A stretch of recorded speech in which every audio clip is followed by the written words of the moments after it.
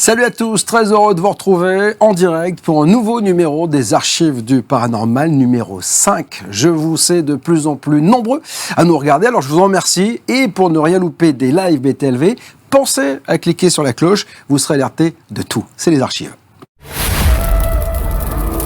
Les Archives du Paranormal.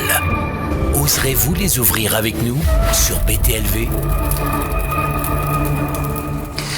Et pour ouvrir ces archives, les tic et tac du mystère et de l'inexpliqué.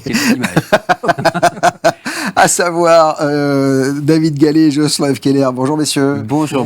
Bon, je suis ravi de vous accueillir, bien sûr. On va, comme il se doit et comme nous le faisons maintenant, et c'est la 5e fois, parler de tous les grands moments du paranormal, avec bien sûr toutes vos connaissances. Qu'on rappelle que vous êtes au cœur de ces mystères, de ces inexpliqués, avec bien sûr les archives, les mystères des archives, David, qui sortent en poche là. Oui, le 11 novembre prochain, dans un mois et quelques jours. Voilà, absolument. Ça va être magnifique, oui. Superbe. Donc vous allez pouvoir vous procurer. Puis il y a toujours les zones paranormales de Jocelyn Keller qui sont disponibles sur btlv.fr et puis en librairie également si vous le souhaitez.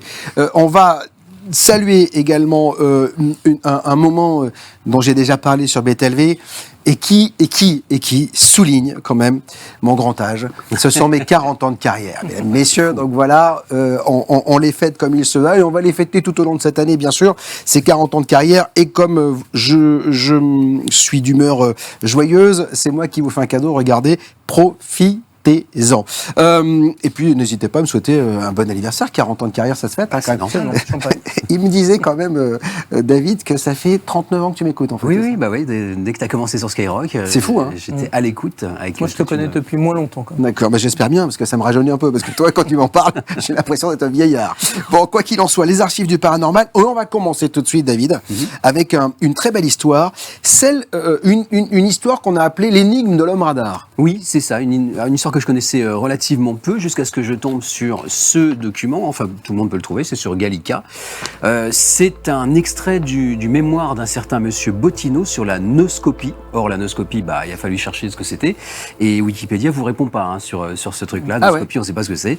Ou, et c'est là que c'est intéressant, l'art de découvrir les vaisseaux et les terres à une distance considérable. En clair, le type raconte dans ce mémoire qu'il a un don extraordinaire, c'est-à-dire qu'il peut voir les vaisseaux, donc les navires, arriver 2, 3, 4 jours avant qu'ils n'arrivent finalement au port. D'accord. Qui, à l'époque, alors on est au XVIIIe siècle, là on est à la fin du XVIIIe, pas loin de l'époque révolutionnaire, étant assez extraordinaire. Alors ce type s'appelle Étienne Bottino.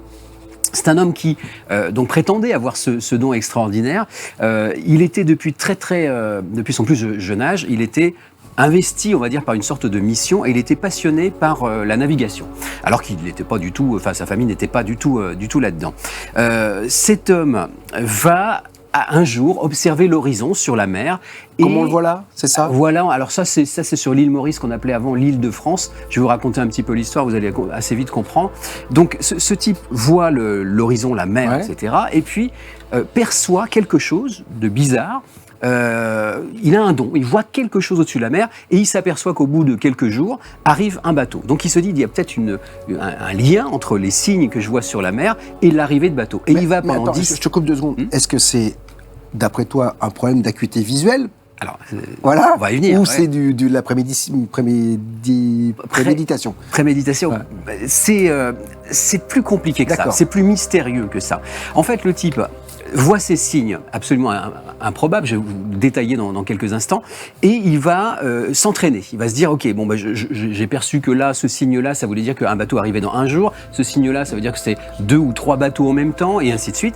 Et au bout d'un moment, il va arriver à faire quelque chose d'assez incroyable. Donc il va être nommé, au bout d'un certain temps, sur l'île de France, c'est-à-dire l'île Maurice. Là, on est en 1782, et les gens qui sont sur place, évidemment, vont être étonné de ce don, y compris d'ailleurs le gouverneur de l'île, qui va dire, c'est quand même incroyable. Il y a eu un rapport qui a été fait des autorités locales qui ont informer le roi, et je cite ce qui a été dit, à partir seulement de la fin de 1778 jusqu'au commencement de 1782, on comptait 575 vaisseaux annoncés aux principaux officiers de l'île qui étaient arrivés conformément à l'annonce. Ah oui, donc en fait, le mec avait vraiment un don. Quoi, 575 fois. Alors il faisait des paris au début quand il est arrivé sur l'île Maurice. Il faisait des petits paris pour des petites sommes un petit peu ridicules, mais à chaque fois, ou quasiment à chaque fois, il gagnait. Il dit aussi dans son rapport: il semble que la nature, en choisissant certains hommes pour les rendre confidents de ces mystères, leur distribue en même temps l'énergie et l'opiniâtreté nécessaires pour vaincre tous les obstacles, même aux dépens de leur repos et de leur existence. C'est-à-dire qu'en fait, il va s'investir vraiment à fond dans cette histoire. Son but, ça aurait été quand même d'être assez connu, et malheureusement, c'est pas le cas, puisqu'on l'a totalement oublié, ce personnage. Il aurait pu devenir une véritable star, mais ça n'a pas été le cas. Donc on a essayé de comprendre comment ce type faisait parce que ça aurait été quand même quelque chose d'incroyable par exemple pour la guerre, les guerres navales par exemple. Si il avait réussi à dire, et il réussissait à le dire, s'il avait été pris au sérieux, on va dire, par le roi de France à l'époque, ou le secrétaire d'État à la mer, on aurait pu avoir un avantage considérable. C'est-à-dire, on aurait pu voir arriver les vaisseaux anglais ou espagnols. Là, en l'occurrence, personne n'a pris au sérieux. Il a été emmené à Paris, justement, pour être un petit peu étudié, en quelque sorte. Et il s'est trouvé qu'il a été raillé, ridiculisé auprès de tout Paris. Comme souvent. Voilà. Personne n'a pris au sérieux. Il s'est trouvé aussi que on était à l'époque pré-révolutionnaire et que son copain, c'était Jean-Paul Marat. Marat, de sinistre réputation tout de même, qui a fini aussi dans un vin en quelque sorte aussi lui. Et il l'a pas vu venir celui-là, mais et du coup en fait il va pas être pris au sérieux et tout son travail va tomber dans l'oubli, donc c'est ça qui est triste quoi. Alors ça reste un mystère parce qu'on ne sait pas exactement comment il faisait. Il disait, d'après ce qu'il écrit, il disait qu'il voyait comme des espèces de lueurs juste au-dessus de la mer, et c'était comme des météores avec des couleurs ou des densités différentes, c'était un peu vaporeux, et ces signes-là, il réussissait à les interpréter. Donc c'est-à-dire que n'importe qui, il disait n'importe qui aurait été capable de faire comme donc pour lui, rien de surnaturel, c'est-à-dire qu'il voyait des signes en fait. Voilà, sauf que pour nous aujourd'hui même, c'est très compliqué de savoir comment il a vraiment fait, parce qu'on a beau scruter l'horizon, on ne sait pas. C'est que Bottineau, il a jamais expliqué réellement ce qu'il voyait, enfin il a plus ou moins laissé suggérer, et on n'a jamais su s'il y avait que lui qui voyait ça ou si d'autres pouvaient le voir. En tout cas, a priori, à ce jour, il y a que lui. Il se méfiait quand même un petit peu. Alors évidemment, les gens de l'époque se méfiaient énormément de lui. C'est comment est-ce qu'il fait? Alors on a imaginé par exemple que... On l'a pas traité de sorcier? Alors, à un moment, si. Il y a d'ailleurs un navigateur assez célèbre, dont je ne me rappelle plus le nom, qui est arrivé sur l'île Maurice et qui avait été annoncé d'ailleurs par ce monsieur Bottineau. Donc du coup, on avait eu le temps de faire tous les préparatifs. Donc le type arrive, il se dit comment vous avez su les gars quoi. Et on lui dit c'est monsieur Bottineau qui nous a prévenus, il arrive à prévoir en fait l'arrivée des navires. Donc lui, il est quand même scotché, et il s'attendait, quand on lui a présenté le monsieur Bottineau en question, il s'attendait à voir un sorcier, un type un peu bizarre, quoi. Mais pas du tout. Le type est bonhomme, un petit peu rondouillard. C'est-à-dire que si c'est ça, on voit absolument que le bonhomme, il a l'air normal. Enfin, c'est un bourgeois. C'est une illustration. C'est une pure illustration. C'est pour illustrer les mirages en quelque sorte. On voit d'ailleurs un navire un petit peu à l'envers, mais c'est de l'illustration. On n'a pas du tout de gravure, de représentation en fait d'Étienne Bottineau. Donc voilà. En tout cas, il se méfiait, les gens évidemment qui étaient autour de lui.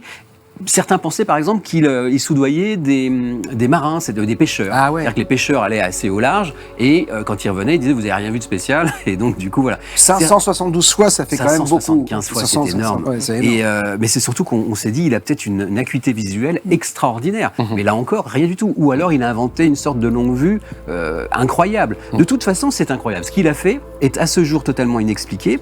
Lui-même se méfiait des autres. Il disait par exemple quelqu'un des plus obstinés a pénétré mon secret. Quelques-uns des plus obstinés à pénétrer mon secret corrompirent mes esclaves pour m'épier jour et nuit, leur rendre compte de mes actions, effort inutile, c'est ce qu'il dit, puisque ma découverte consistant entièrement dans l'observation. Donc il nous donne des clés, c'est de l'observation. Est-ce que lui, comme, j'allais dire, les chauves-souris avaient une sorte de... voilà, il pouvait percevoir... Comme ça, son cerveau pouvait percevoir des ondes électromagnétiques ou je ne sais quoi d'autre. D'ailleurs, l'invention du radar date des années 1930 à peu près. Et ce sont des ondes électromagnétiques. Ouais. Donc, est-ce que lui percevait certaines ondes électromagnétiques dans le ciel et il pouvait en déduire qu'il y avait quelque chose? Alors là, ça reste vraiment un mystère. On n'a pas la clé du mystère de cet homme radar, et donc qui est décédé Je crois qu'il est mort en 1813, et du coup sans histoire. Enfin, on ne sait même pas d'ailleurs officiellement quand est-ce qu'il est mort. On n'a pas reconnu pas du tout. Il est tombé totalement dans l'oubli. J'avais parlé de lui dans un de mes livres, j'avais fait un chapitre sur lui et j'avais conclu que peut-être qu'il détenait un de ces vieux savoirs, tu sais, oubliés. Et que finalement tout le monde s'en fichait, mais qu'on n'est pas passé loin de retrouver un savoir ancestral. Et peut-être qu'effectivement, dans ces signes, la brume au loin, la lumière, peut-être qu'il voyait quelque chose. Il voyait quelque chose, c'est ce qu'il me disait. Il disait qu'il voyait quelque chose. Il parlait de météores. Alors, c'est difficile de dire un météore, mais il disait que sur la ligne d'horizon, il voyait comme des météores vaporeux. Donc, on va imaginer quelque chose d'un peu peut-être la chaleur du navire, du machin, le truc, je sais pas. Oui, c'est compliqué. En tout cas, voilà, il y a quand même quelques personnes qui se sont penchées sur le dossier et on n'a jamais compris comment ce type faisait. Ce qui est certain, c'est qu'on a les rapports de l'époque et on est certain qu'il avait statistiquement, c'est plus que de la chance. C'est-à-dire qu'en fait, il avait véritablement le don de voir arriver. Il se trompait de temps en temps, mais il avait le don de voir arriver 99% de ses annonces fonctionnaient à la fin. Merci David pour cette première archive qu'on n'avait jamais évoquée, bien sûr, sur BTLV. Voilà, Bottino, j'avais jamais entendu parler de lui, c'est assez incroyable. C'est ça aussi BTLV, ce sont les archives du paranormal. Les archives du paranormal. Oserez-vous les ouvrir avec nous sur BTLV ?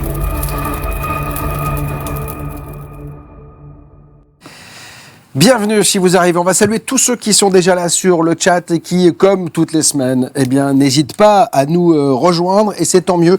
Je vous rappelle que vous pouvez liker la page là aussi. C'est l'occasion pour vous de nous aider parce qu'il faut qu'on se fasse connaître. N'hésitez pas. C'est toujours un vrai plaisir de vous savoir de plus en plus nombreux devant BTLV. BTLV, c'est bien sûr des émissions et il y en a pléthore depuis maintenant. Parce qu'on attaque la 11e année déjà, mais c'est aussi des événements. Et mes petits camarades de jeu seront à mes côtés pour les rencontres du mystère et de l'inexpliqué qui arrivent au mois de novembre. Les rencontres du mystère et de l'inexpliqué 10. Les 22 et 23 novembre 2024. Retrouvez les plus grandes stars du mystère et de l'inexpliqué sur la scène du Forum 104 à Paris.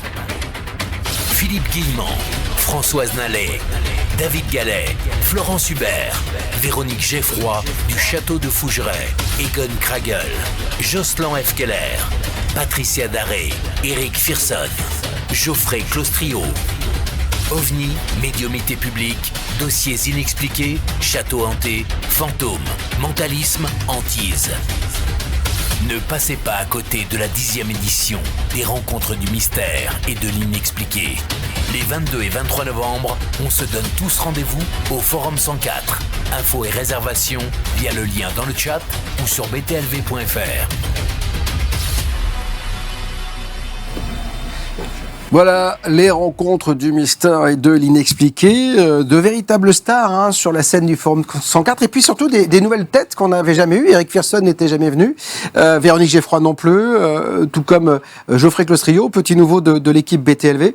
Eric Firson m'a dit qu'il ferait une petite expérience de mentalisme, donc voilà, ce sera génial sur lui. On aura Philippe Guillemant qui fait son retour aussi sur la scène des rencontres du mystère et de l'inexpliqué, et puis ce sera surtout l'occasion de fêter la 10e édition, parce que 10 ans déjà, 10 éditions de ces rencontres du mystère et de l'inexpliqué. Au cœur de ces mystères, bien sûr, les archives du paranormal. On en parle avec Jocelyn. Et Jocelyn, tu as un dossier très intéressant. Ce sont c'est celui que tu as intitulé « La grande panique des moutons ». Ouais, c'est un événement que j'ai découvert assez récemment. C'est une histoire bien sûr absolument authentique. Qui s'est passé en 1888 en Angleterre, absolument déroutant parce qu'on n'a aucune explication. Alors ce qui s'est passé, c'est que dans la soirée du 3 novembre 1888, qui aurait dû être une soirée comme toutes les autres, les éleveurs dans la campagne ont enfermé leurs animaux dans leurs enclos. Alors l'histoire se passe dans l'Oxfordshire, on est au sud-est de l'Angleterre. Donc les éleveurs ont enfermé leurs animaux dans leur enclos, ils ont fermé les portails des pâturages et ils sont rentrés chez eux pour profiter du repos. Et la nuit s'annonçait donc très très tranquille, sauf que peu après 20h, alors que la nuit est tombée, les paysans entendent quelque chose de totalement inattendu, le vacarme d'une puissante cavalcade à travers, qui passe devant leur maison. Et donc, ils osent regarder par la fenêtre ce qui se passe. Et là, ils assistent à un des événements les plus étranges de toute l'histoire d'Angleterre, d'après les experts de paranormal d'outre-Manche. À savoir que dans les rues, il y a des moutons par milliers. Et quand je dis par milliers, c'est même par dizaines de milliers. D'ailleurs, on a l'impression que tous les moutons de partout sont sortis. Ils sont comme fous. Et ils sont en train de fuir comme si ils craignaient pour leur vie. D'accord. Donc on les voit défoncer les enclos, traverser les clôtures comme si c'était en papier, sauter par-dessus les murs de pierre, arracher tout ce qui se trouve sur le passage, enfin, etc. Côté fermier, bien sûr dans les maisons on est un peu terrorisé parce que ça doit être à mon avis un spectacle un peu terrifiant. Personne n'ose sortir et on se dit ça doit être le diable qui nous joue un tour. Le lendemain matin, les paysans anglais sortent quand même de chez eux et là ils constatent un peu l'impensable, à savoir que tous leurs troupeaux de moutons ne sont plus là. Alors ils n'ont pas complètement disparu, sauf que les dizaines de milliers de moutons sont dispersés un peu partout dans la campagne et parfois à des dizaines de kilomètres de leur point de départ. D'accord. Alors les agriculteurs essayent de les retrouver, ils les localisent plus ou moins, à mon avis ça n'a pas dû être facile. Les éleveurs du coup.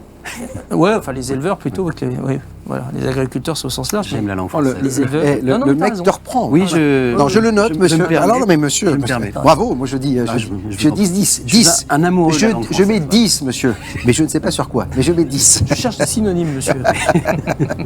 non, mais tu as raison, c'est des paysans ou des éleveurs. Les éleveurs finissent par localiser leurs moutons.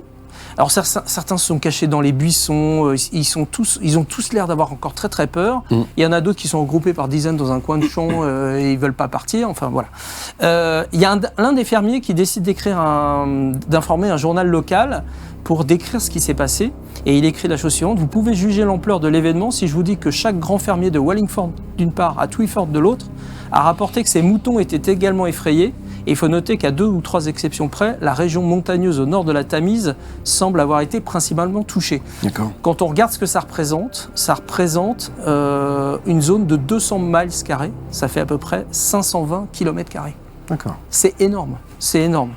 Et là on se dit, mais comment une telle panique peut s'être propagée sur une surface aussi grande ?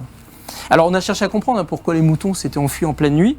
Alors d'abord on a pensé à des blagues, groupe d'enfants qui auraient fait une mauvaise blague, mais on voit pas comment des enfants dans plein de villages auraient pu se coordonner en 1888, il n'y a pas de portable, il n'y a rien, pour faire quelque chose comme ça. Donc déjà ça truc. L'autre piste c'est celle du prédateur.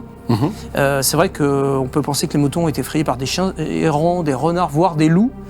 On sait que les moutons sont quand même des animaux très très nerveux qui sont facilement stressés. Il y a un phénomène qui s'appelle l'inquiétude des moutons. Mais je crois qu'en plus ils peuvent avoir des crises cardiaques, je crois. Oui, exactement. Un peu comme les cochons. Voilà, exactement. C'est un stress ils peuvent avoir tellement peur qu'ils peuvent en mourir. Oui, c'est ça. Ouais, exactement. Mais là, comment on peut imaginer qu'un prédateur puisse effrayer autant de moutons, tous les troupeaux sur 520 km²? C'est jamais arrivé avant, c'est ça qui est non, bizarre. Jamais avant. On sait aussi que les moutons sont toujours sur leur garde. Ça, c'est important. Ils sont toujours à la recherche, en tout cas, ils sont toujours en train de surveiller s'il n'y a pas des menaces qui vont leur tomber dessus. Ils ont tous leurs sens qui sont toujours très aiguisés et ils ont l'habitude de se rassembler très vite en troupeaux. Ils savent que s'ils courent en grand groupe, c'est plus facile de se protéger qu'en étant isolé. Ça, il y a beaucoup d'animaux qui font pareil. Alors on sait qu'on a eu des phénomènes comme ça. On sait en 2006 en Turquie, il y a 400 moutons qui sont morts après avoir suivi un mouton qui tentait de traverser un profond ravin. Mais là, la grande panique des moutons de 88, on ne sait pas du tout par quoi elle a été déclenchée. Et puis surtout, ça n'a touché que les moutons. Pourquoi pas les chevaux, les chiens, les vaches, etc. Non, pas du tout. Alors, ils ont quand même cherché des explications, les fameux éleveurs. Ils ont pensé à un événement atmosphérique. Oui, pourquoi pas. Alors, un coup de tonnerre, truc météo, machin, voilà, ça. Un coup de tonnerre, des changements drastiques de temps, vibration d'un tremblement de terre, la chute d'un météore, pourquoi pas, mais absolument rien de tel. Oui, mais là, effectivement, les autres animaux auraient pu être affolés aussi. Même les humains. Ils auraient entendu. Les humains n'ont pas entendu de bruit particulier. Et ce soir-là, le 3 novembre 88, le temps était calme, la nuit était décrite comme très sombre avec quelques éclairs occasionnels, c'est tout. Ah oui. Voilà. J'ai vu personnellement une panique de moutons. dû au passage d'un hélicoptère vraiment Ça part dans tous les sens, à non ras des champs. J'imagine. Ouais. Ah mais c'est la panique absolue. C'est-à-dire, le truc des moutons, c'est que vous en avez un qui est plus ou moins le chef et tout le monde suit. C'est très. Donc, C'est pour ça qu'on dit. Ouais, on suivre est comme tous des des moutons. moutons, Donc oui, voilà. voilà. Et donc, Mais du coup, ils sont très peureux en fait. ils sont très peureux et du coup il y en a un qui a sauté la barrière, enfin une barrière électrique, et tout le monde a suivi. Hein. Mais alors dans la panique absolue avec la barrière qui est partie. Enfin, Ça a dû ressembler à ça en 1888. Alors le phénomène n'a pas été unique parce qu'une panique similaire a été rapportée l'année suivante, en 1889, et à nouveau en 1893 dans une autre région d'Angleterre. Et à chaque fois, on n'a pas su les causes de ce tumulte. Alors il y a un naturaliste qui s'appelle Oliver Vernon Alpine qui a étudié ces trois grandes paniques là, de 1888, 89 et 93, et il a cherché un point commun. Et il en a trouvé un. À chaque fois, il faisait très sombre dehors. C'était nuit noire. Et donc, mais au point où on n'y voyait absolument rien. Donc il s'est dit, peut-être que dans les moutons, peut-être que dans ces circonstances-là, dans l'obscurité totale, quand on fait et on voit vraiment rien, les moutons peuvent se sentir piégés et avoir peur. Oui, mais Voilà. de là en voir autant, c'est-à-dire que C'est ça. Le problème, c'est bon, à la limite, un troupeau, deux troupeaux, pourquoi pas, mais autant et en même temps, alors même s'il y a un effet domino, hein, comme tu l'as expliqué, David, ça paraît un peu improbable. Voilà. Bon.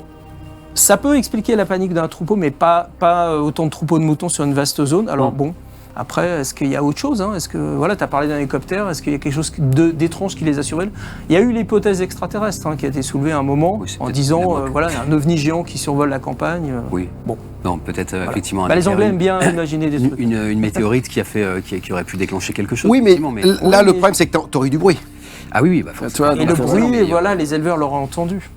Pourquoi juste les moutons? Après, quand on est dans le noir complet, les animaux ayant d'autres sens plus développés que les nôtres, genre olfactif et puis l'ouïe, il est possible aussi que quand ils entendent détaler d'un côté, et ça a un effet répercutant. Je pense que le noir complet a joué dans la panique. Si vous entendez quelqu'un qui court, que c'est la vraie cause, comme un dératé à côté, vous êtes dans le noir complet, vous dites il faut que je le fasse aussi. Si vous êtes un mouton, évidemment. Bon, même si t'es un humain, t'as qu'à voir la foule. Il y en a qui courent au bon coup. Qu'est-ce qu'on fait? Le fameux on regarde dans la rue aussi. C'est ça, et tout le monde regarde. Donc ça c'est sûr. Bon, belle histoire aussi, que c'est le mystère entier autour de ces moutons. Donc, les archives du paranormal en direct, merci d'être là. Surtout, continuez à commenter, à échanger.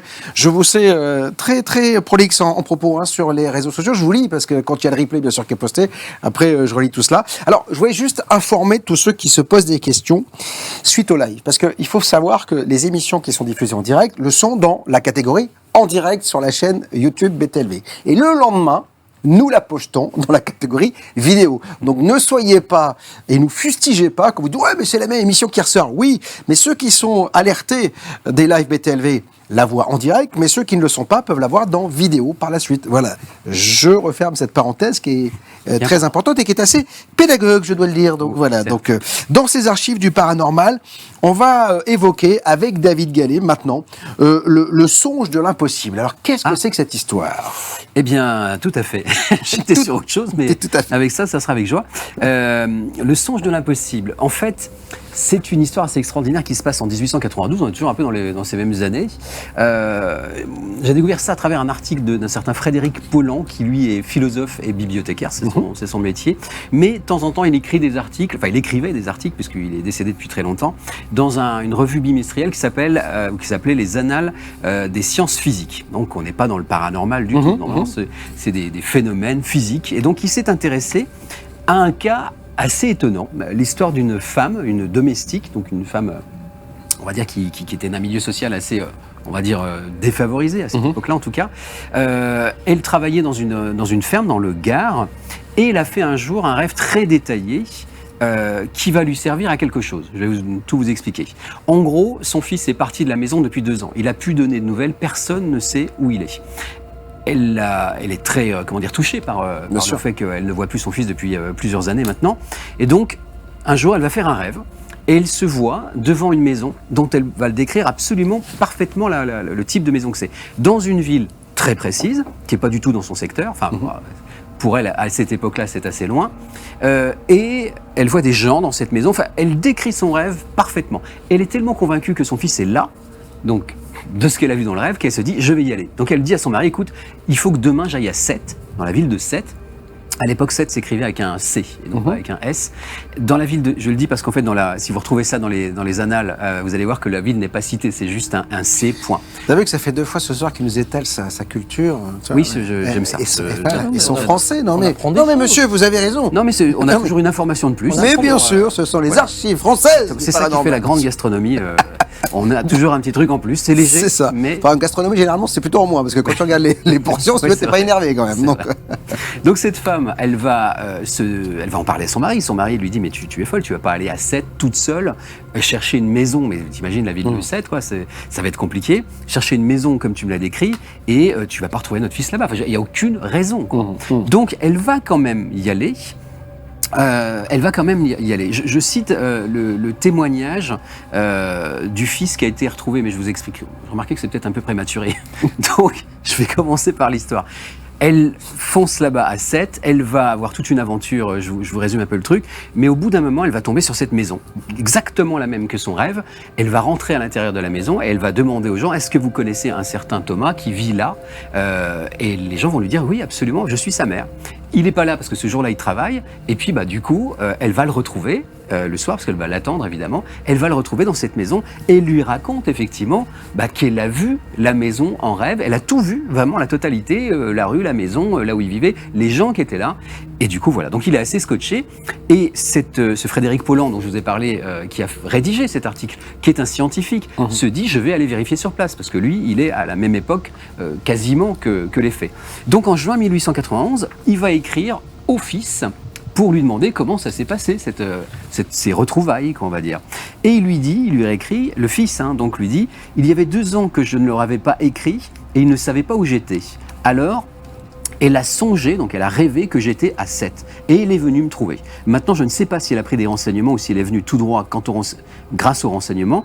Est-ce qu'elle a demandé, etc. Personne dans le village, il le précise, personne dans le village ne savait, dans la ville on va dire, ne savait où j'étais. Et en arrivant à Sète, elle est venue demander à la pension où j'étais directement, si on me connaissait. Donc, le garçon dit clairement que oui, effectivement, sa mère l'a retrouvé sans aucune information. En tout cas, c'est ce qu'elle lui dit. Cette histoire, elle m'a paru assez incroyable parce que parce qu'en fait, on se dit, mais comment elle a fait? Est-ce que c'est de la télépathie? Mais c'est marrant parce que ça rejoint un peu ta première histoire sur le côté peut-être, tu sais, radar, oui, ça, voilà, les ondes magnétiques, etc. Comme s'il y avait un lien, et souvent d'ailleurs les mamans avec leurs enfants ont un lien bien particulier, et un truc qui l'a poussé à aller là où se trouvait l'enfant, quoi. Oui, ou c'est un voyage astral, comme on dit, c'est-à-dire qu'elle a pu se balader, elle était à la recherche dans ses rêves, en quelque sorte, de son fils. En tout cas, ce qui est incroyable, c'est qu'elle l'a vraiment retrouvé, ça reste un mystère, y compris d'ailleurs pour l'auteur de l'article. Il finit d'ailleurs, il conclut par somme toute, si l'on envisage ensemble des circonstances, on jugera peut-être comme moi que si la télépathie ou la lucidité n'est pas certaine ici, elle est au moins assez vraisemble. D'accord. C'est un scientifique de l'époque. En même temps, elle n'était pas lucide, elle dormait. C'est un rêve. Et alors, elle dormait absolument. Mais bon, donc est-ce que parce que quand on a le souvenir d'un voyage astral, quand on se réveille quelque part d'un voyage astral, on appelle ça comment, un rêve?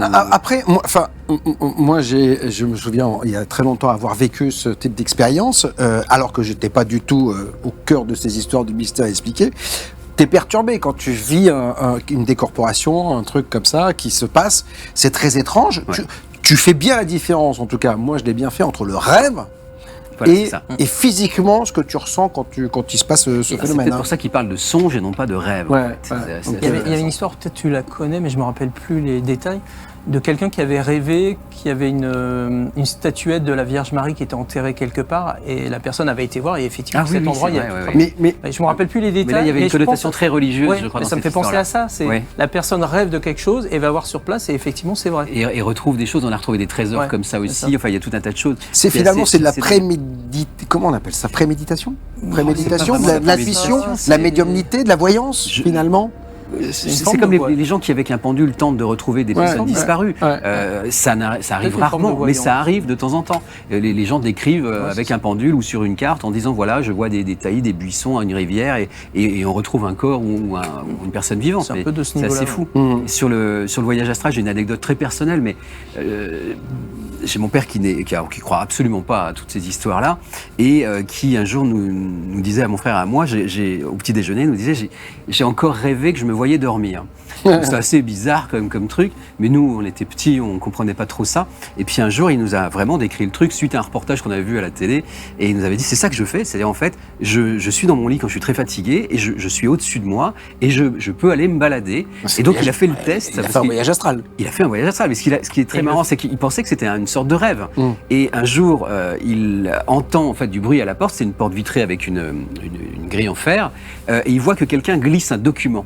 Là, il est donc hors de son corps, en train de rêver, et il voit ça. Donc du coup, quand il revient dans son corps, il se dit je vais aller voir ce que c'est, parce qu'il n'a pas réussi à lire ce qu'il y avait derrière. Il a ouvert la porte, il a pris le truc, et après il s'est dit mais comment j'ai fait pour le savoir, quoi.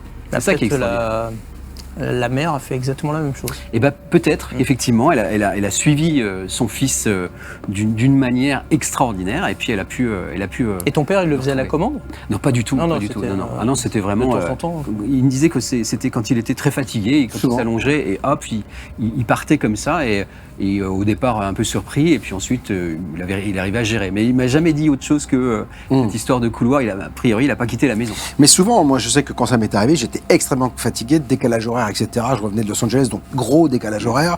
J'avais pas dormi la veille, donc, et c'est souvent comme ça, quand tu es en total lâcher prise, en tout cas, c'est ce que disent les expérienceurs, que cette décorporation se fait, et qui est d'ailleurs une décorporation qui est prouvée scientifiquement. C'est-à-dire qu'il y a des astronautes qui le font dans la centrifugeuse.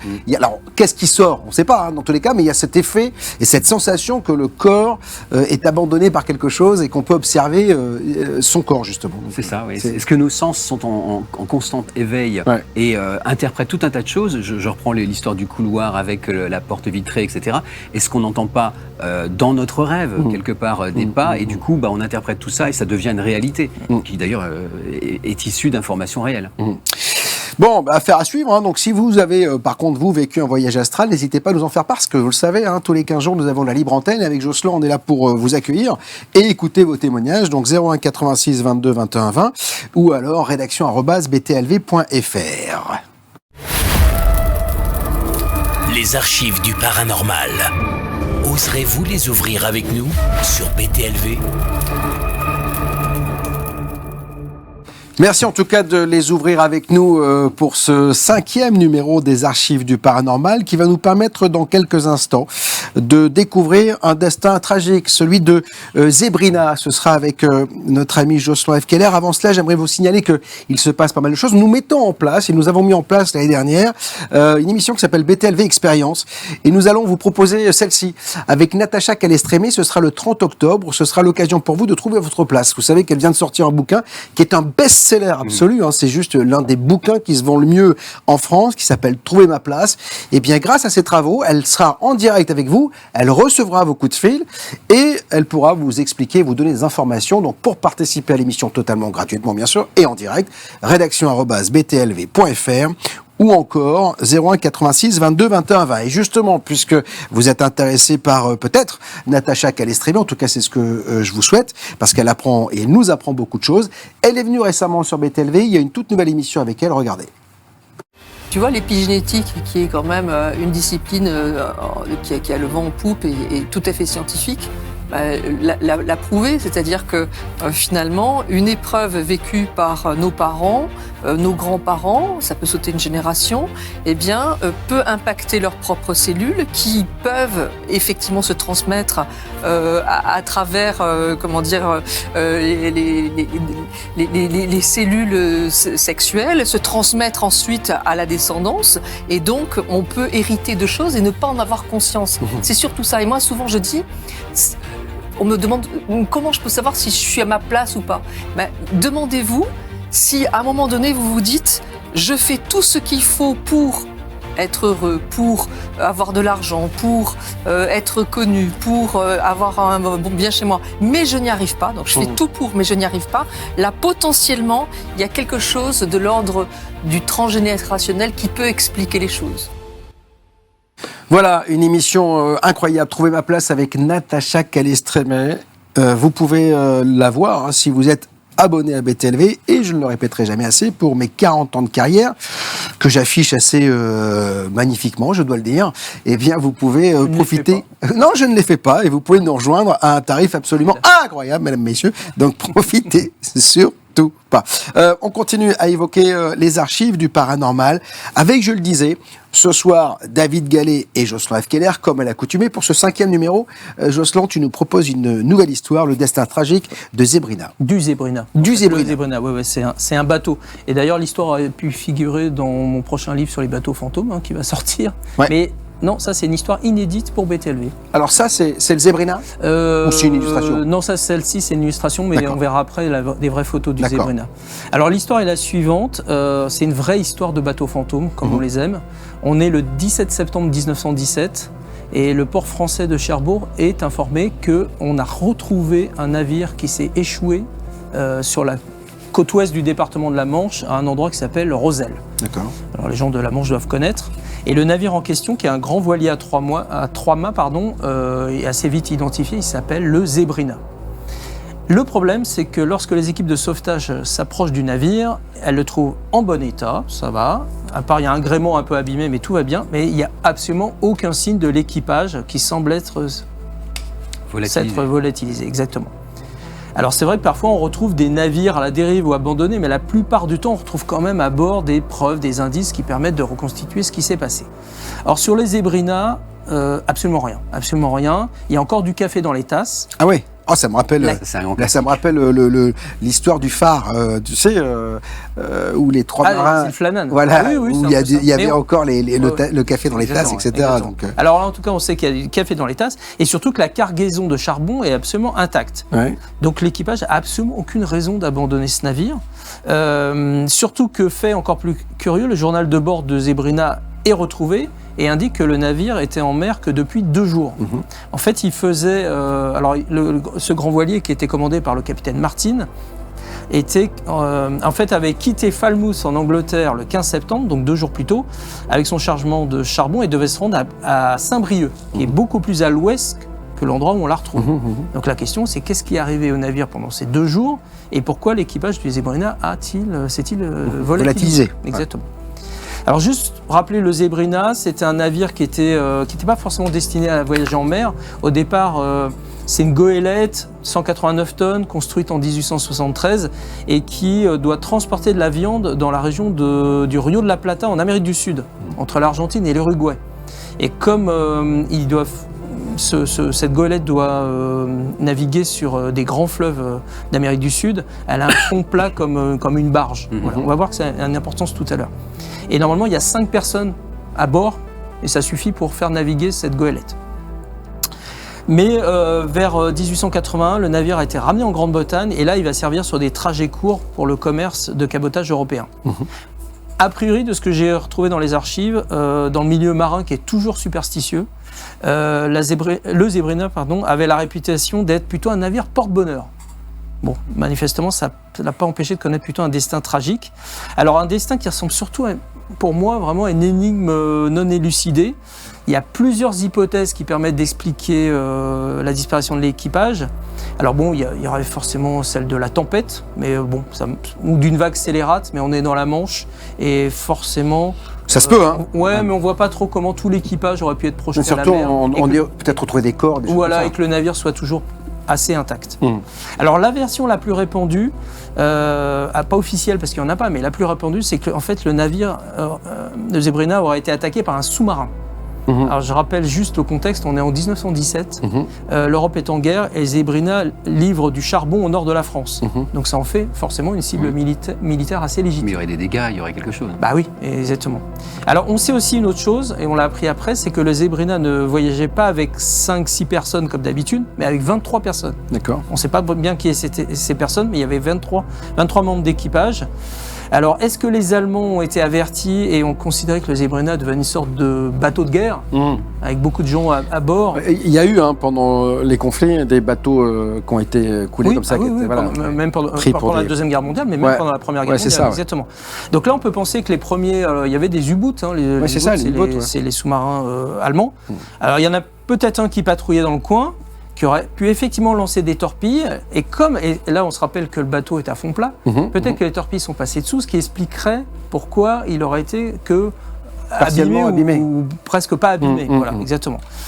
Alors, on peut imaginer que le sous-marin aurait arraisonné la goélette, bon, pourquoi pas. Mais quid de l'équipage, quoi. Oui, alors ça veut dire qu'un mystérieux U-boot aurait accosté le Zebrina, l'aurait capturé intact, aurait fait prisonnier son équipage et l'aurait laissé en mer. Laissé le navire à flot avec toute la cargaison. 23 personnes dans un sous-marin de l'époque, c'est déjà qu'il n'y a pas de place. Alors, c'est ça. En fait, ça se heurte exactement à ce genre d'argument. C'est-à-dire qu'en fait, d'abord, c'était très inhabituel pour les sous-marins allemands de faire des prisonniers.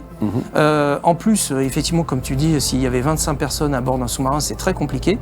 Alors peut-être, on a imaginé que le Zebrina voulait couler le sous-marin voulait couler le Zebrina et qu'il a été dérangé par l'arrivée d'un bateau anglais ou français et qu'il a plutôt tenté de fuir. Mais bon, avec autant de personnes. Oui, mais pareil, les gens seraient restés dessus. Ouais, voilà. Ou alors par panique, ils sautent à l'eau. Ils sont tous bouffés par des requins, on les voit plus. Enfin bon. Dans la Manche, je sais pas. Oui.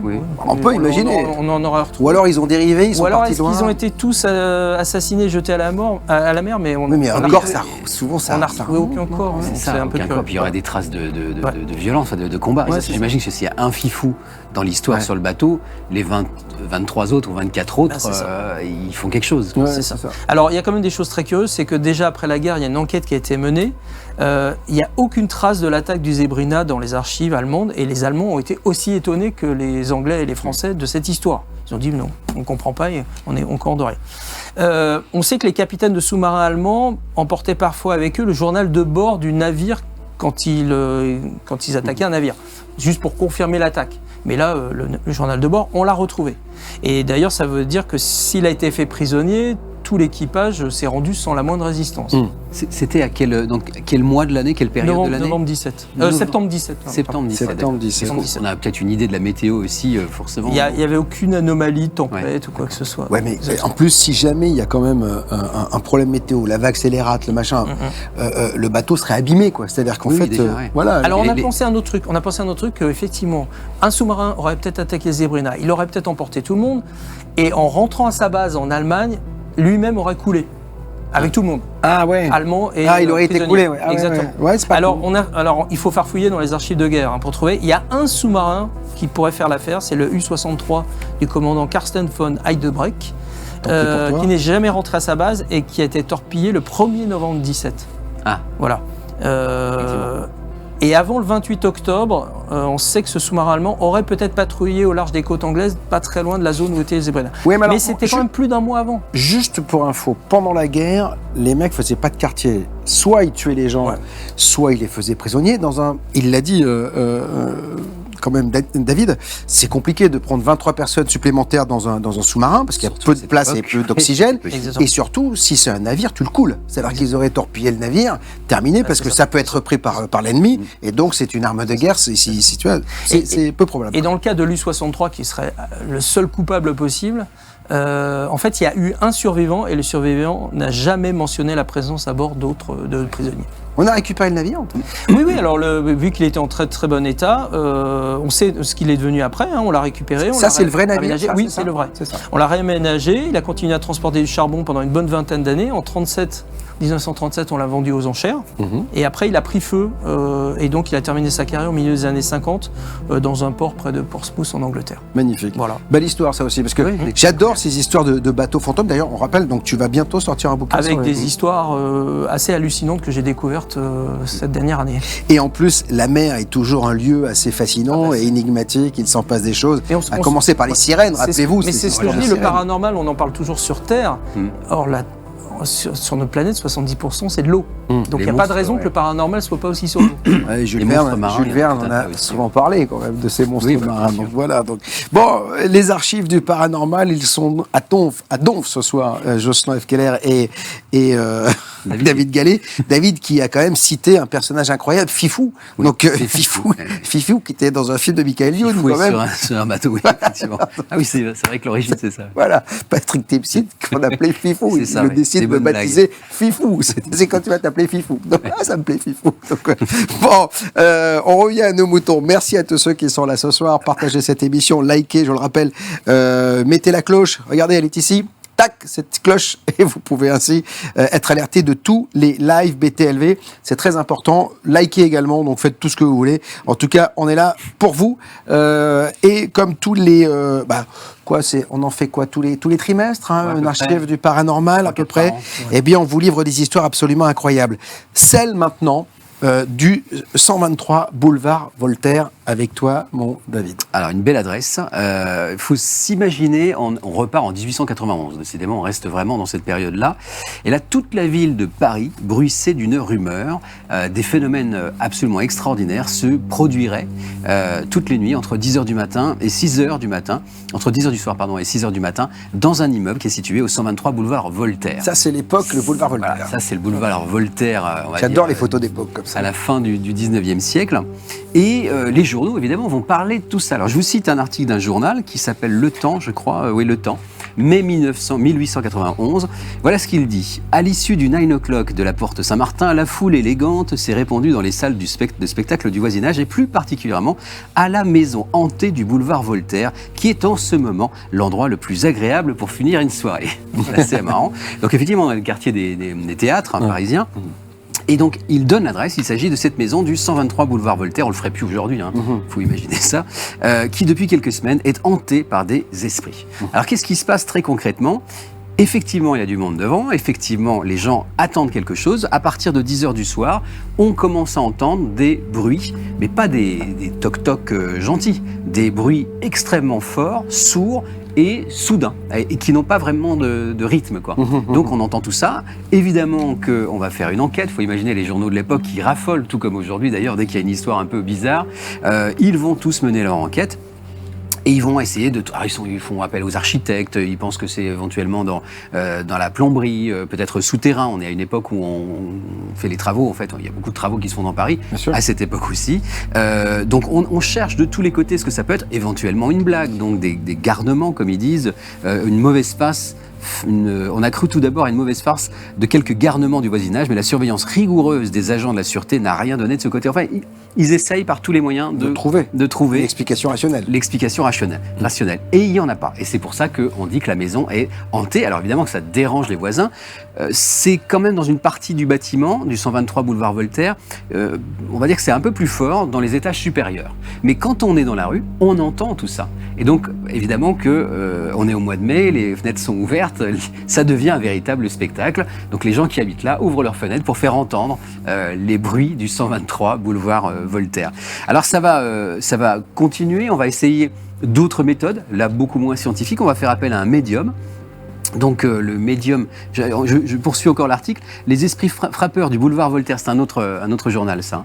Les esprits frappeurs du boulevard Voltaire, nous dit-il, ne sont ni pour effrayer ni pour surprendre. Toutes les personnes qui s'occupent de spiritisme ont vu et entendu de semblables attestations de la présence des esprits ou, si vous préférez, de l'existence d'une force psychique. En fait, le médium et les médiums qui vont venir sur place vont tenter de rentrer en communication. Il se dira un petit peu tout et n'importe quoi, mais ils en déduisent quand même qu'il y a une force psychique dans l'immeuble extrêmement forte. Alors ça peut être un médium qui s'ignore, comme il le signale aussi, ou ça peut être une force, une entité qui est présente dans les lieux. En tout cas, difficile d'avoir des conclusions. Tout ça va durer pendant à peu près un mois. Alors, il faut imaginer que le spectacle va continuer comme ça tous les soirs, puis ça va passer de mode. Donc, au bout de 3 semaines, un mois, les coups se font entendre. Il paraît qu'ils sont un peu moins vigoureux. Alors, du coup, c'est plus très à la mode. On ne va plus devant le 123 boulevard Voltaire. Et au bout d'un mois, il y a quand même un journaliste qui va enquêter encore une fois en se disant c'est pas possible, on va réussir à comprendre. Et lui pense avoir la clé de l'énigme. Et on est assez loin des fantômes. Donc il précise, ce journaliste, aujourd'hui il se produit sans crier gare, donc des coups moins forts qu'avant, mais assez puissants pour réveiller les habitants de l'arrière du bâtiment. Et là il comprend, parce qu'il va visiter l'endroit, il regarde un petit peu de ça, et il dit, les fosses d'aisance de la maison sont remplies de fissures. L'air y pénètre, des gaz s'y forment. Ils ne peuvent pas s'échapper par un de ces tuyaux qui, dans toutes les maisons de Paris, s'ouvrent sur le toit. Ces gaz montent donc en ballons semblables à des bulles de savon jusqu'à des hauts tuyaux de descente. Là, ils se heurtent aux parois et crèvent en détonnant. Ça paraît un peu compliqué, mais en gros... Mais ça arrive, hein, quand tu vois, moi, il m'est arrivé d'habiter dans des vieux immeubles parisiens, t'as des bruits de chaudière, de machin, Voilà. boum, boum, ça fait Et des les coups bruits. de bélier, moi, Ouais, c'est ça. Dans l'ancien, les coups de bélier, ça fait des Là, bruits. c'était ultra régulier, et donc c'était assez bizarre. Sauf que là, c'était régulier, c'est ça, quoi. C'était régulier, c'est-à-dire qu'en fait, de 10h du soir jusqu'à 6h du matin, il y avait ces coups très très forts. Ouais. Or, ils se sont demandé pourquoi 10h, 6h. C'est ça. quoi. Or, c'est les gens qui rentraient à cette heure-là. Ils avaient déjà un compteur de nuit avec EDF, tu sais. Non, ils rentraient chez eux et en gros, ils allaient à la selle Ils allaient au plus toilette. tard en soirée. Absolument. Ils allaient en soirée et évidemment jusqu'au petit matin avant de repartir travailler. D'accord. Donc, il est très probable, effectivement, Chasse que ça d'eau, soit ça, machin ces histoires de chasse d'eau qui, en 1891, étaient déjà un luxe. Je veux dire, avoir les toilettes. Alors, c'était sur le palier en Ouais, général. souvent, c'était le palier. Mais J'ai d'accord. avoir les toilettes dans son immeuble, c'était déjà pas si mal que ça. Et donc voilà, donc la conclusion de ce journaliste, c'est ça, c'est-à-dire en gros, c'est les toilettes. Maintenant, chacun pensera ce qu'il voudra. En tout cas, on en a pu reparler. Et ce qui est assez étonnant, c'est que le 123 boulevard Voltaire, évidemment, existe encore aujourd'hui. On peut aller le voir et vous pouvez aussi mener votre enquête. C'est déjà beaucoup plus modernisé. Oui, c'est un peu plus... et je ne pense pas qu'il y ait la même tuyauterie qu'à l'époque. Et je crois que c'est une boulangerie, maintenant, une boulangerie-pâtisserie. Je crois qu'on a l'image. Voilà, une pâtisserie végétale. Et donc, voilà, je pense qu'ils connaissent forcément l'histoire. C'est drôle. Ouais, c'est assez... Ou pas, tu sais, parfois. Ou pas. En général, ils connaissent, là. Ouais. Donc voilà, il faut mener l'enquête pour aller jusque-là. Moi, à l'époque où j'ai connu cette histoire-là, c'était pas une pâtisserie végétale. Et c'était... je sais plus ce que c'était. C'était un autre type de magasin. Mais on avait visité aussi la cave et tout ça pour essayer de voir s'il n'y avait pas un truc. Mais tu sais que tout ce qui est tuyauterie de ce machin, c'est la modernité dans Paris est pas très vieille. Parce que moi, quand je suis arrivé à Paris, je devais avoir 15-16 ans, et je me souviens habiter dans le 7e arrondissement, 6e arrondissement, pardon, et il y avait les toilettes qui étaient encore sur le palier. Hein, Oui, en fait, voilà. Et C'est alors, intéressant. j'ai eu un copain qui avait un appartement. Ils avaient aménagé les toilettes et la douche aussi. C'est-à-dire que tu posais quelque chose sur les chiottes à la turque, parce que c'est des chiottes à la turque, et tu prenais ta douche au-dessus des chiottes. Hein. Ah non, mais... Et c'était, bon, j'ai 59 ans, c'est il y a 40 ans, quoi. Tu vois ce que je veux dire. Et c'était dans le 6e. Et c'était dans le 6e arrondissement, qui est un quartier hyper bourgeois. Voilà, donc, mais bon, souvent, on habitait dans les chambres de bonne et tout. Hein, c'était dans les étages un peu roots, quoi. Et heureusement, ça a bien changé aujourd'hui. Ce qui est intéressant dans cette histoire, c'est les termes qui sont employés. Ils parlent de maison hantée, de hantise, etc. Oui. Et en fait, il n'y a pas de fantômes. Il n'y a que des bruits. Oui, c'est ça. Déjà, il n'y a pas on de appellerait personne ça ne des voit d'apparition de poltergeists, silhouette ou quoi que ce soit. Ouais. Ça ressemble plus, alors bon, au-delà de l'explication qui est rationnelle et qui tient la route, hein, les vieilles tuyauteries, etc., ça ressemble plus quand même ça pourrait ressembler à un phénomène de poltergeist, plus que de hantise. Ça pourrait. Bon, je pense que Et l'explication d'ailleurs, des c'est intéressant, tuyaux, les médiums, quand ils parlent, ils disent il y a peut-être un médium qui s'ignore. Oui, c'est pas mal C'est aussi. intéressant, Après, ça, hein. il faudrait voir s'il y avait des enfants ou des adolescents. Oui, parce que c'est pourquoi effectivement pas. souvent ces jeunes En tout personnes cas, qui provoquent involontairement. on est plus dans le poltergeist ou dans l'explication rationnelle Oui. que dans les fantômes. Ce qui est étonnant aussi, c'est que alors, le seul truc qui met le doute dans le côté tuyauterie, c'est que il y aurait eu plein d'immeubles à Paris. Alors voilà, c'est exactement ce que je dis dans mon livre, c'est que ça se serait reproduit dans plein d'endroits dans Paris. D'où le Or, mystère. c'est pas le cas. Alors, ça s'est reproduit. Il y a effectivement, vous le disiez, de temps en temps, on entend un truc qui Mais c'est pas régulier, quoi. C'est pas du tout régulier. Bon, après les horaires, c'est vrai, correspondent, comment dire, aux horaires d'habitation. Oui, mais en fait, tu vas pas aux chiottes entre tout l'immeuble va pas aux chiottes entre Non. 10h et 6h du matin. En fait, tu vois, Je ne sais pas, ça paraît peut-être quand que même. si. En fait, tous les mecs se donnent rendez-vous, tu sais. Et donc puis surtout, voilà. ça aurait dû continuer. Puis là, tu as dit que ça Oui, c'est ça. ça s'est estampé, absolument. Il n'y a pas eu de travaux. Petite donc, constipation passagère. Moi, ce qui m'étonne le plus, c'est la presse. Ça, c'est un scato. La presse est toujours extraordinaire dans ces cas-là parce qu'évidemment, ils en rajoutent. Ils en rajoutent Bah des ouais, bien caisses. sûr. Bah oui. Et en fait, au bout d'un moment, c'est ça qui est intéressant, c'est de voir les articles qui sont plus dans l'événement, parce que chacun y va de son fantôme, de tout ce qu'on veut. Et au bout d'un moment, ça devient plus rationnel quand même, en disant, alors c'est souvent un tout petit truc, et là c'est plus du tout en première page, un petit liseré comme ça avec, on a trouvé la solution ou le truc, et tout le monde s'en fout. Ce qui Mais intéresse les gens, c'est principalement les tu fantômes. sais, on a les chaînes d'infos aujourd'hui, c'est la même chose. Hein. Ouais, c'est tout à fait ça. Tu mets tout le monde. Machin est accusé de Voilà, viol, et par machin, contre, pas de souci. son acquittement, tu t'en parles, t'as un entrefilet qui fait chier le rédacteur en chef qui dit non, ça fera pas d'audience. Donc Oui, l'important, c'est l'accusation et pas le résultat. Les archives du paranormal ce soir en direct sur BTLV, sur YouTube, sur Facebook, sur Twitch. Merci d'être là. Continuez à dialoguer. La semaine prochaine, on aura bien sûr une libre antenne, hein, 01 86 22 21 20. Si vous aussi, vous avez vécu des choses dans une maison, dans votre vie, dans votre quotidien, quotidien au travail, etc. Ou alors rédaction@btlv.fr. Dans un instant, on va évoquer l'affaire Gunther Stoll avec Jocelyn F. Keller. Je voudrais revenir avant sur une émission avec Geoffrey Clostrio, qui sera d'ailleurs lui aussi à l'affiche des rencontres du mystère et de l'expliquer, qui est venu nous rejoindre la saison dernière.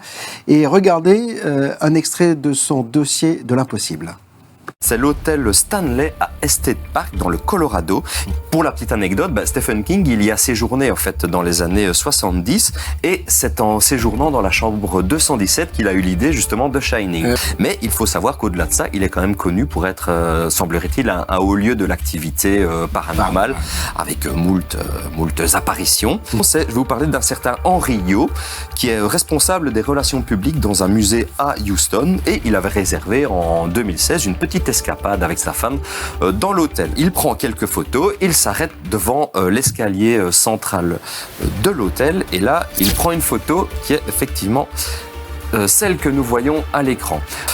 Donc on le contacte de partout et les experts du coup commencent à se pencher sur cette photo et ne trouvent aucune trace de falsification. Et donc voilà, et ce qu'il faut savoir qu'en fait c'est que ce soir-là, le Henry Yo en question, il est tombé malade. Bizarre. Il a été vraiment pas bien. Ouais.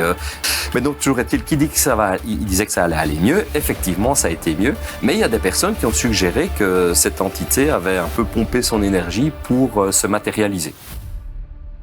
Voilà, les dossiers de l'impossible 5 avec Geoffrey Clostrio, c'est actuellement sur BTLV. Profitez-en pour nous rejoindre et l'occasion vous sera donnée d'assister et de voir ces émissions. Il y en a déjà 5, donc de ces dossiers inexpliqués, de l'impossible, pardon, lapsus. Et dans tous les cas, vous verrez en chair et en os, je rappelle, Geoffrey Clostrio sur la scène du Forum 104 lors des rencontres du mystère et de l'inexpliqué.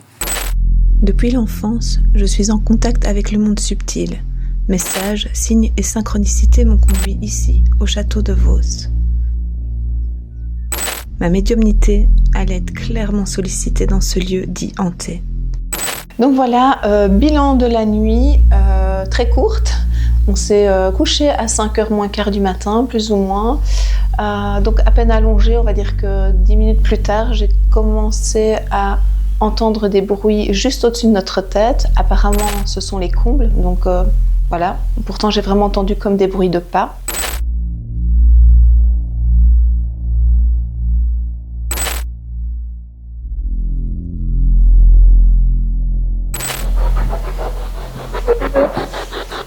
Alors là, par contre, on avait une voix. Ouais, là, on a une voix.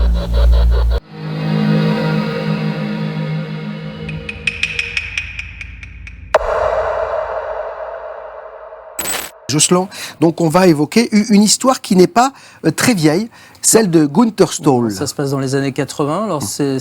Alors, on l'appelle l'affaire Gunther Stoll. Elle est très connue aussi sur le web ou dans certains ouvrages sous le nom du cas Jotzke. Ouais. Alors je prononce bizarrement parce que c'est dur à dire. Jotzke, voilà, exactement.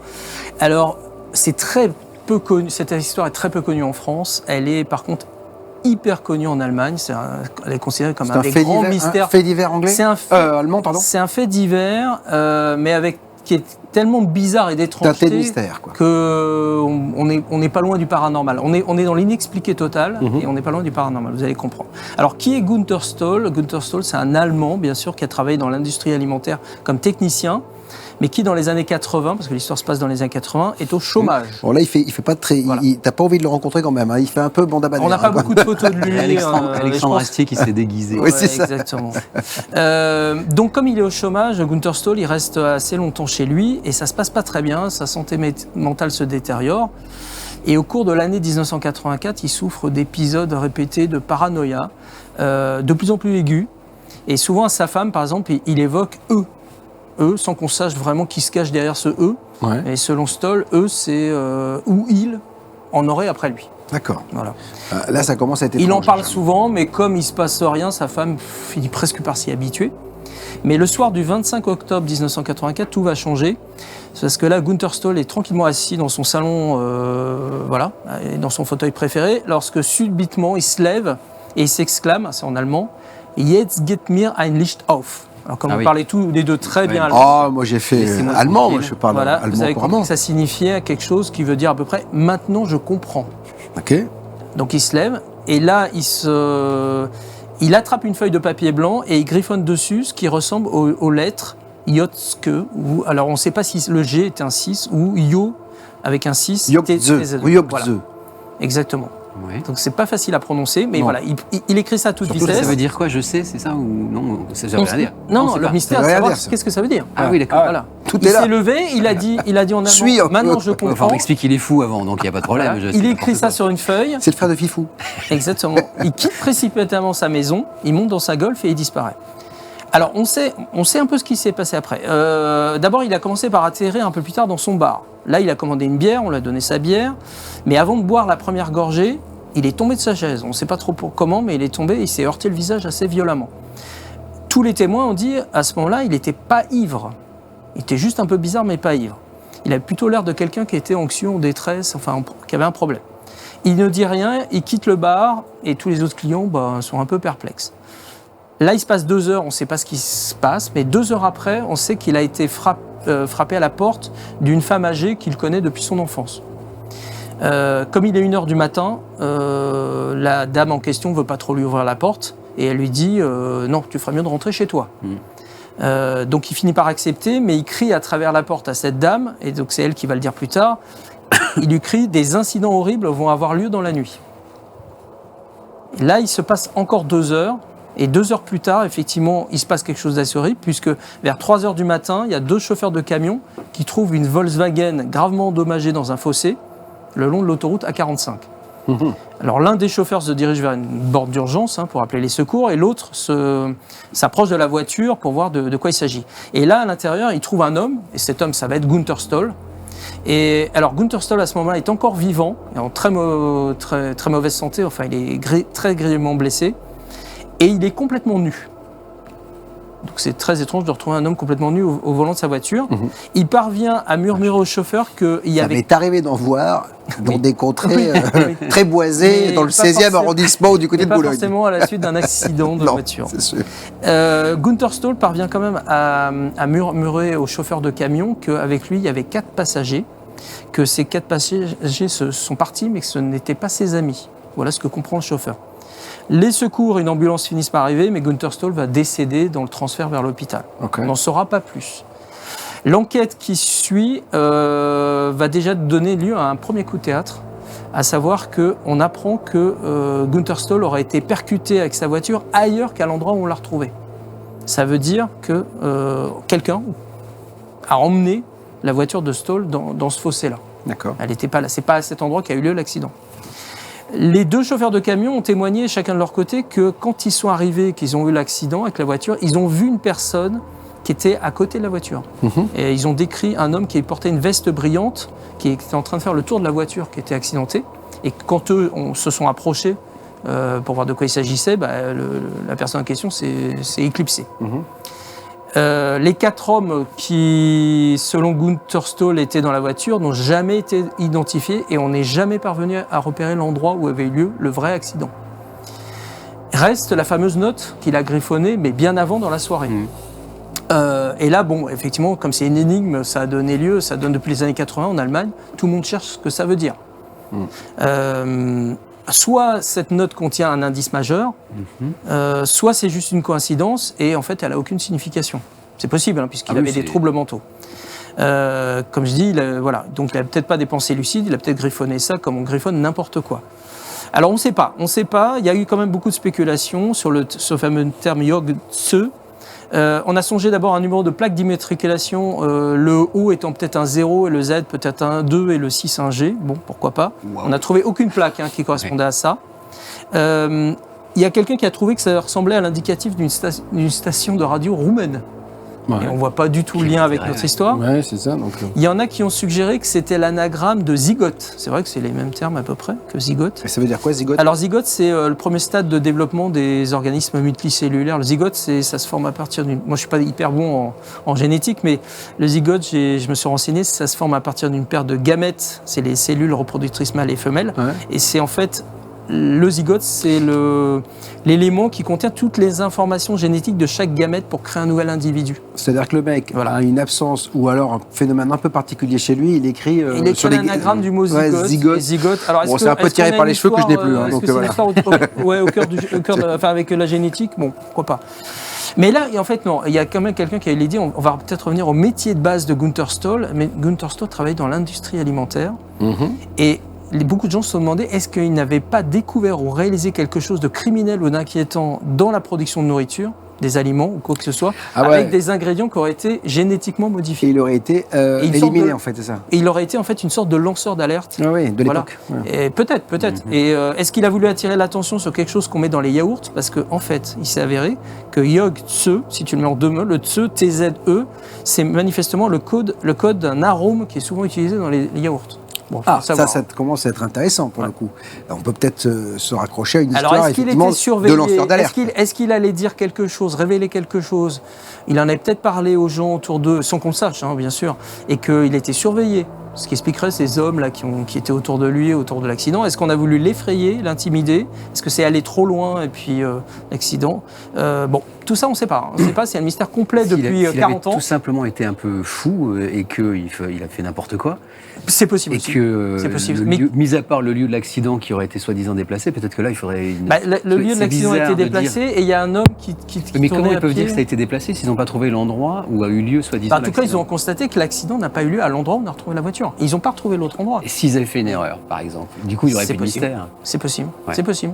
Non, en fait, c'est une série de faits assez étranges. Oui, c'est vrai que et pourquoi alors il est fou, mais pourquoi il va dire à l'ami à la femme âgée qu'il connaît depuis longtemps, des incidents horribles vont avoir lieu dans la nuit? Parce qu'il a peut-être l'intention de se suicider. Donc, ce qui expliquerait pourquoi on l'aurait retrouvé nu dans la voiture. Crise de folie. Il y a une coupure de presse, la presse s'est emparée de cette affaire? Oui, en Allemagne, En Allemagne, ça a été extrêmement couvert dans les années 80. Et encore aujourd'hui, tu as des forums, des gens, des blogs qui cherchent à comprendre ce qui s'est passé. C'est un vrai mystère. C'est quand même fou le nombre d'affaires élucidées, qui n'ont pas été élucidées dans le monde et qui restent très très mystérieuses. On fait souvent des dossiers inexpliqués. Je trouve ça fou quand même. Des gens qui disparaissent, il y en a tous les jours. Quand on perd ses clés, on se dit mais c'est pas possible, c'était là. C'est un mystère. Bon, on élucide le truc, mais il y a des mystères tous les jours. Moi, ça me fascine de me dire. Mais je crois que c'est en milliers de personnes qui disparaissent chaque année, dont on n'a pas de nouvelles et dont on ne retrouve rien, absolument rien. Le fisc les retrouve de temps en temps. Non, en fait, j'avais eu les stats, il y en avait 40 000 en France. Mais attention, il y en a beaucoup qu'on retrouve. C'est beaucoup d'adolescents fugueurs, etc. On en retrouve beaucoup sur les 40 000. Mais je crois que près de 20 000 qu'on ne retrouve pas, qui sont. Alors, il y a aussi des gens qui décident de refaire leur vie. Alors, vous savez que j'ai appris qu'il y a des pays où il y a le droit à l'anonymat et au départ et à la disparition. C'est-à-dire que quand on décide de partir, même si la police vous retrouve, elle n'a pas le droit de dire quoi que ce soit à la famille, etc. C'est un truc de malade, quoi. Donc, vous quittez femme, enfant, boulot et vous partez. Cela dit, on a plein d'histoires, effectivement, de gens. Vous vous rappelez, il y avait les frères ennemis. Il y en a un qui a disparu. C'est deux comiques. Je voulais en faire un dossier, mais l'histoire est un peu trop courte. Mais j'avais un peu enquêté là-dessus et j'ai retrouvé un acte de décès assez étrange d'un Teddy Vrigno qui correspondrait assez discret. Mais je ne m'explique pas pourquoi il y aurait cet acte de décès et qu'on continuera à dire qu'il a disparu. Voilà. Mais on ne sait pas. Il est parti acheter des clopes. Il est parti acheter des clopes en 83-84. C'est ça. Et il s'est totalement disparu. Plus jamais personne ne l'a vu. Attention, les extraterrestres sont peut-être là. Donc abduction, on ne sait pas, mais dans tous les cas, c'est pas la théorie la plus probable, mais on ne sait jamais. Mais on ne sait jamais. Voilà, c'est toujours. De toute façon, il y a toujours l'ombre des extraterrestres qui plane quelque part dès qu'on n'a pas de solution. C'est marrant parce que j'écrivais un papier il y a pas longtemps sur les grandes disparitions d'avions et bien sûr, on a évoqué le triangle des Bermudes et dans chaque affaire, les extraterrestres sont dans le coup. C'est-à-dire qu'il y a toujours cette supposition, mais why not, pourquoi pas, peut-être que c'est possible. Mais voilà, donc les extraterrestres ne sont pas en tout cas au cœur de ces archives du paranormal. Avec Jocelyn F. Keller et David Gallet, vous êtes là et je ne peux que saluer votre bon goût. On est en direct comme nous le faisons tous les mercredis et on va continuer ces archives du paranormal avec une merveille aérienne en Alsace, mon cher David Gallet. Oui, ça va être court, mais C'est passionnant. Ah mais c'est bon. Tu sais très bien que quand ça court, ça peut être bon. Ah, ça peut être bon aussi. Il y a eu quelque Ça nous chose. manquait, hein, ça manquait. Ils nous attendaient à la fin de l'émission. C'est dans un journal alsacien, mais il date de 1900. Donc évidemment, c'est écrit en allemand, puisqu'en 1900, l'Alsace était allemande. Ça, j'ai retrouvé ça quand j'ai fait mon enquête sur les phénomènes ovni dans le passé. Ce sont à chaque fois des petits articles qui sont passionnants. Je vous lis tel quel, parce que c'est juste sidérant. Donc ça se passe en Alsace, et malheureusement, je n'ai pas la localité là où ça s'est exactement passé, parce que l'article ne mentionne rien là-dessus. C'est assez bizarre. Bon, enfin bref. Le titre de l'article, c'est un singulier phénomène dans l'air. Et l'article nous dit, le 2 février dernier, on vit dans notre région un phénomène unique en son genre. Je cite, « Vers 9h du soir apparut au ciel une étoile d'une grandeur extraordinaire. Au bout de quelques minutes, un certain nombre de petites étoiles vinrent se ranger autour de la grande et y faire une danse folle autour de leur centre pour disparaître ensuite. » Quand même, vous imaginez le truc. Quoi. Ça fait très ovni là. Elles revinrent plus tard, mais cette fois, elles se balancèrent dans l'air, presque jusqu'à terre. Ensuite, le groupe prit la forme d'un demi-cercle qui se partagea en deux parties d'une égale grandeur. Puis la grande partie se partagea en deux. Enfin, le phénomène disparut vers les 10 heures, ça veut dire que ça durait 1 heure, pour faire place à la grande étoile brillante. Voilà. C'est ce genre d'article. Malheureusement, les informations sont trop légères, on va dire, et elles ne sont pas recoupées par un autre article de l'époque. Je me pose à chaque fois les mêmes questions, à savoir pourquoi le journaliste de l'époque s'est amusé à raconter un truc totalement délirant, si vraiment c'est une pure invention. Je pense qu'il a fait un article par rapport à ce que des gens ont probablement vu. Je le pense, mais j'en ai aucune preuve. Et je suis toujours étonné du fait qu'il n'y ait pas eu de recoupement. Mais voilà, c'est ce genre de merveille aérienne qu'on peut retrouver dans les archives, mais alors jusqu'à l'époque romaine. Quoi. Après, c'est toujours très compliqué pour un journaleux, et tu le sais, de faire un papier sur du témoignage, d'autant qu'il n'y a pas de photos, souvent, il n'y a rien, ou c'est flou, et puis c'est un peu comme pour les scientifiques, c'est-à-dire qu'on ne peut pas reproduire le truc, et c'est tout le problème de l'ufologie. Aujourd'hui, c'est que c'est fugace, terminé, au revoir. Alors aujourd'hui, grâce à certaines caméras, on arrive à voir, et notamment avec l'histoire du Nimitz, etc., des objets, des tic-tac, des choses un peu bizarres. Mais c'est vrai que c'est très compliqué pour un journaliste rationnel qui prend ce sujet.